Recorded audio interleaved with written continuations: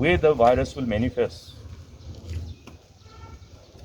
the target groups of the virus, maybe from what we see elsewhere in the world and even in other parts of the country, is that the younger bracket of our age group are falling prey to this COVID-19.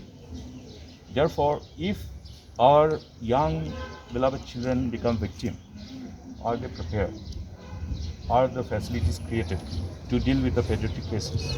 This is what has been discussed, and so that's what I've said. When they are preparing now, since they have not completed, they must take into consideration the associated challenges of the younger group of our population who can be likely the victim in the third wave. That means if the likely targets are the pediatric patients, they have to be appropriately prepared, and therefore they have to put every system in place which is not there at the moment. Okay. See, that's why you have to always look at that saving precious life will always be our responsibility.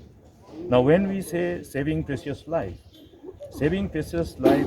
revolves around all citizens of the state who may be inflicted by different diseases, not necessarily only by COVID-19.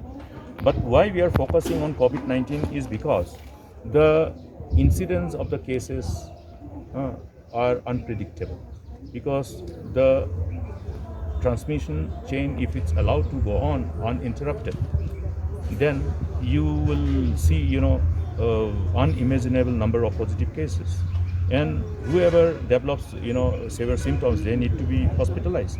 Now, what we have seen is that the virus has been attacking people from all age brackets, whether children, whether adolescents, or whether elderly. We have seen that. So it has no discrimination from the perspective of age, nor caste, nor creed. Everybody can be a victim of COVID-19.